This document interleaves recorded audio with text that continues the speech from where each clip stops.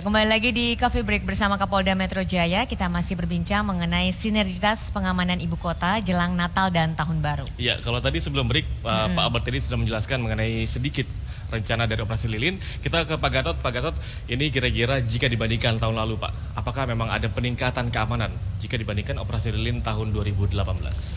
Kegiatan operasi lilin terpusat ini kan kegiatan rutin yang kita laksanakan. Ada tahapan-tahapannya. Sebelum operasi lilin kita laksanakan, ada operasi cipta kondisi. Baik. Lalu lintas juga beberapa waktu yang lalu melaksanakan kegiatan seperti di tol. Mereka melaksanakan kegiatan mobil-mobil yang kelebihan muatan, itu mereka melaksanakan kegiatan operasi. Itu Cipkon.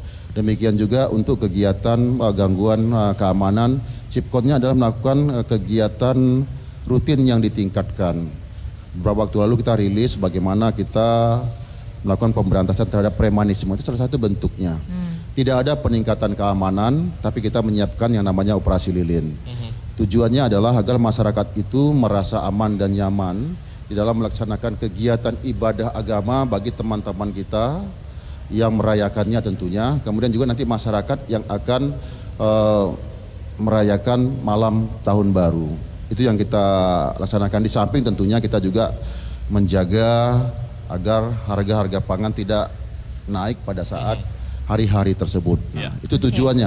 Tidak ada peningkatan kegiatan pengamanan, tapi tetap kita melakukan langkah-langkah antisipasi dengan cara kita melakukan deteksi dini, kita identifikasi potensi-potensi kerawanan yang mungkin muncul. Potensi-potensi bisa kita evaluasi dari pelaksanaan operasi tahun yang lalu atau beberapa tahun yang lalu. Nah, ini kita jadikan sebagai masukan untuk kita melakukan mapping terhadap lokasi-lokasi mana yang rawan, apakah tempat-tempat ibadah mana yang rawan, kemudian lokasi-lokasi wisata mana yang rawan, kemudian lokasi-lokasi kemacetan lalu lintas, pelanggaran lalu lintas, kecelakaan lalu lintas, ataupun tempat-tempat pusat-pusat perbelanjaan yang memang perlu kita antisipasi adanya kenaikan harga barang-barang. Nah, setelah kita mapping, tentunya kita bersama-sama dengan instansi terkait melakukan langkah-langkah, mulai dari langkah-langkah yang preemptif, himbauan preventif sampai dengan langkah penegakan hukum. Operasi ini adalah operasi kemanusiaan sebenarnya kita lakukan. Jadi peningkatan keamanan tidak ada.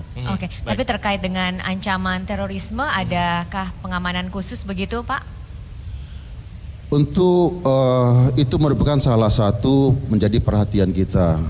Dalam setiap operasi lilin tahun-tahun yang lalu juga ini menjadi perhatian kita. Oleh karena itu nantinya khususnya di tempat-tempat ibadah kita akan menempatkan anggota-anggota kita di sana. Sebelumnya kita akan melaksanakan sterilisasi bersama-sama dengan petugas internal yang ada di tempat ibadah tersebut. Ya. Jadi semua potensi kerawanan ini sudah kita datakan semuanya, dan langkah-langkah cara-cara bertindaknya sudah kita sosialisasikan sampai kepada jajaran. Baik.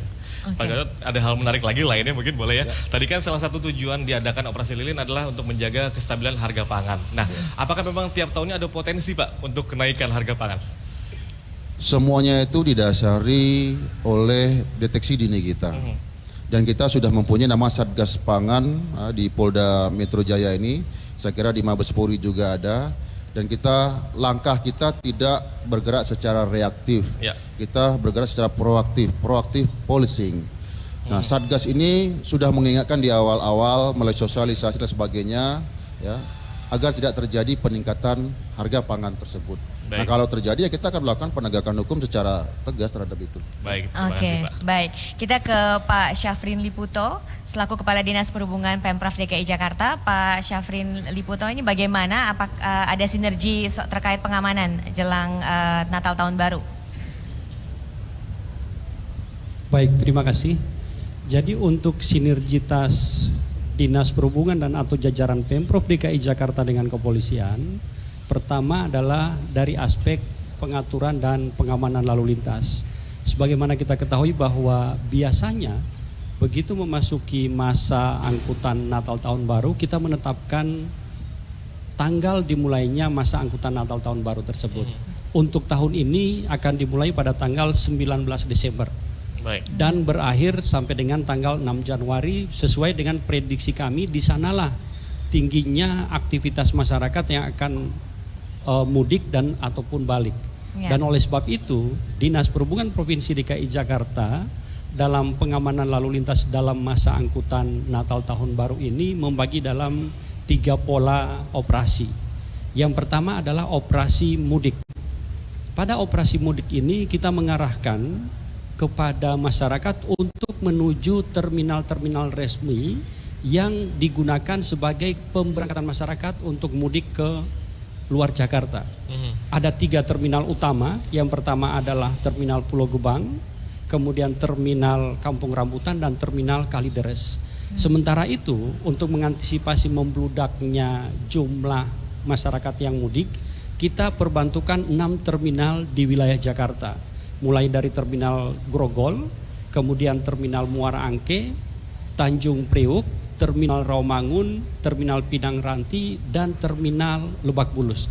Ini yang menjadi 9 titik awal keberangkatan masyarakat pada saat mudik. Dan kemudian pola yang kedua yang kita jalankan adalah pengamanan pada saat Natal ataupun perayaan Tahun Baru. Pada pengamanan Natal dan Tahun Baru ini kami mengerahkan 47 mobil derek. Tujuannya 47 mobil derek ini akan kami tempatkan pada objek-objek vital perayaan Natal Tahun Baru, dan kita harapkan begitu ada kendaraan yang misalnya mogok ataupun kendaraan yang parkir tidak pada tempatnya, kita langsung bisa melakukan penderekan sehingga kelancaran lalu lintas yang ada itu tetap terjaga. Karena begitu ada kendaraan yang parkir tidak pada tempatnya, ini menjadi bottleneck baru dari sistem lalu lintas yang ada. Baik. Kemudian pola yang ketiga adalah pada saat arus balik. Arus balik sama prinsipnya, tetapi ini tentu yang kita antisipasi adalah pada pergerakan setelah masyarakat sampai di terminal. Ini kami akan siapkan angkutan malam hari yang nantinya begitu bus-bus akap ataupun dari luar kota sampai ke terminal, maka masyarakat yang sampai di terminal harus kita jamin keamanannya dan mereka berlanjut dengan angkutan yang tersedia. Ini yang pola operasi yang coba kami dorong. Kemudian pada event Natal dan Tahun Baru kami juga perkuat tambahan operasional untuk anggota di lapangan sebanyak 600 anggota, sehingga operasionalnya kita harapkan bisa bersama-sama dengan kepolisian dalam pengamanannya. Terima kasih. Oke, baik. Dan Pak Liputo, ini kan operasi dimulai dari tanggal 19 Desember hingga 6 Januari. Ya. Dan salah satu hal penting ialah pengecekan kelayakan transportasi umum. Nah, ini cara yang dilakukan oleh Kadisub sendiri seperti apa, Pak? Baik, untuk ramcek atau pengecekan kelayakan kendaraan angkutan umum ini sebenarnya sudah dimulai sejak tanggal 1 Desember. Jadi 1 Desember seluruh petugas Dinas Perhubungan, kami bersama dengan Kementerian Perhubungan melakukan ramcek di terminal dan juga di perusahaan-perusahaan otobus atau di pool yang bersangkutan. Baik. Tujuannya adalah kita inginkan bahwa seluruh angkutan yang digunakan oleh masyarakat pada masa angkutan Natal Tahun Baru itu dijamin kendaraan tersebut sudah layak jalan baik secara administrasi maupun teknisnya. Sudah layak jalan kurang lebih begitu ya, Iya. Pak Liputo ya. Berarti yang tidak layak jalan tentunya sudah akan ditindak begitu ya Pak ya? Iya, karena pada saat kita melakukan ramcek, begitu didapati ternyata bannya gundul, ini langsung kita berikan peringatan kepada operator untuk segera memperbaiki atau mengganti bannya. Demikian pula halnya dengan persyaratan teknis lainnya. Oke, Baik. Kita ke Pak Reza dari Jasa Marga. Bagaimana Pak persiapan yang dilakukan pihak Jasa Marga terkait operasi Lilin? Baik, terima kasih. Terkait kesiapan operasi pelayanan lalu lintas untuk Natal 2019 dan Tahun Baru 2020, tentunya PT Jasa Marga Persero Regional Jabodetabek Jabar, kami telah melakukan koordinasi secara intensif baik dengan pihak kepolisian, dalam hal ini pihak dari Korlantas Mabes Polri maupun pihak dari Polda Metro Jaya dan juga Dinas Perhubungan serta instansi-instansi terkait lainnya untuk menyamakan persepsi dan juga kita menentukan terkait cara bertindak atau CB-CB yang akan kita lakukan bila mana terjadi gangguan di jalur lalu lintas. Baik. Perlu kami sampaikan bahwa kami sudah memprediksi tanggal-tanggal terkait dengan puncak arus mudik Natal dan juga puncak arus mudik Tahun Baru. Begitupun juga untuk arus baliknya juga. Oke. Adapun untuk puncak arus mudik ini akan terbagi menjadi dua, ya. Untuk puncak arus mudik Natal kami prediksi akan terjadi pada hari Sabtu tanggal 21 Desember Baik. 2019. Sedangkan untuk puncak arus mudik Tahun Baru ini kami prediksi tanggal 28 Desember 2019. Adapun juga terkait dengan kenaikan volume lalu lintas, kami prediksi sekitar 5,25% dibandingkan dengan tahun sebelumnya. Baik. Sedangkan untuk puncak arus balik Natal tahun 2019 ini, kami perkirakan akan terjadi pada tanggal 25 Desember 2019 dan puncak arus balik Tahun Baru 2020 kami prediksi sekitar tanggal 1 Januari 2020. Baik. Dan ini kita perkirakan akan terjadi kenaikan puncak arus balik sekitar 2,86% dibandingkan dengan tahun sebelumnya. Selain itu juga ada beberapa antisipasi yang kami lakukan setelah kami berkoordinasi dengan pihak kepolisian maupun dinas perhubungan. Ada 3 antisipasi yang kami lakukan. Pertama adalah antisipasi di sekitar gerbang tol. Baik. Yang memang seringkali terjadi kepadatan, di mana kami menyiagakan petugas operasional. Dalam hal ini kita menambah petugas dengan menggunakan mobile reader untuk mempercepat layanan transaksi. Kemudian juga kita memastikan 100% daripada keberfungsian daripada peralatan tol maupun juga gardu operasi. 100% ya Pak ya? Ya. Baik. Selain itu juga untuk antisipasi di ruas-ruas jalan tol, ini kami dibantu oleh pihak PJR ya, baik PJR dari Mabes Polri, Korlantas maupun juga dari pihak Polda Metro Jaya. Kami menyiagakan petugas untuk segera memecahkan bila mana terjadi antrian atau kepadatan di jalur lalu lintas. Bila mana terjadi kepadatan, ada beberapa cara bertindak yang akan kami lakukan termasuk kontraflow. Itu ya. sudah kami siapkan pada beberapa titik yang sudah kami antisipasi bila mana terjadi kepadatan. Baik.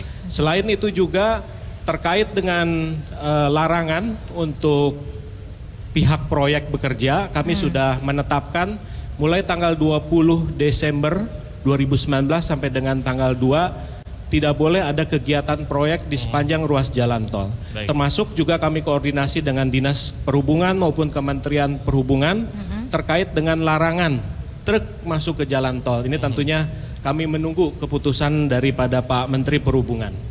Nah, selain itu juga yang ketiga, antisipasi yang kami lakukan pada rest area, di mana rest area ini sangat berpotensi juga menimbulkan kepadatan di jalur lalu lintas.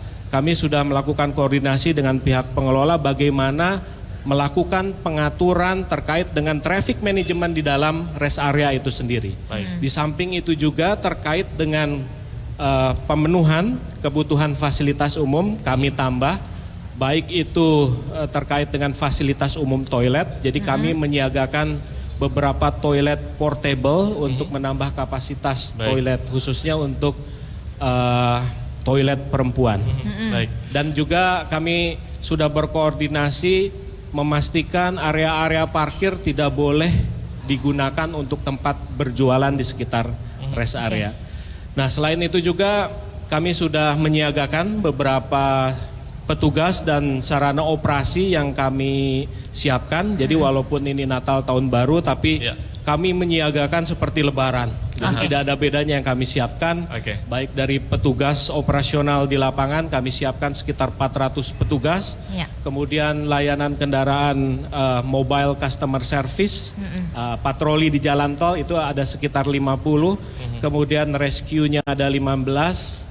Ambulan ada sekitar 20 dan juga derek kita siapkan pada lokasi-lokasi yang rawan terjadi gangguan kendaraan itu ada sekitar 50 derek yang kami siapkan. Baik. Demikian. Ya, Berarti kita bisa berharap. dikatakan ini Jasa Marga sudah sangat siap jelang Natal dan Tahun Baru ini ya. Kami Iya. siapkan sebaik-baiknya untuk pelayanan kepada pengguna Ya, jalan. kita berharap nanti pengguna jalan tol bisa merasakan kenyamanan begitu Betul ya, tidak sekali. harus terjebak kemacetan parah. Aha. Nah, kita masih akan membahas mengenai sinergi pengamanan ini sesaat lagi, pemirsa jangan kemana-mana. Coffee Break bersama Kapolda Metro Jaya akan kembali.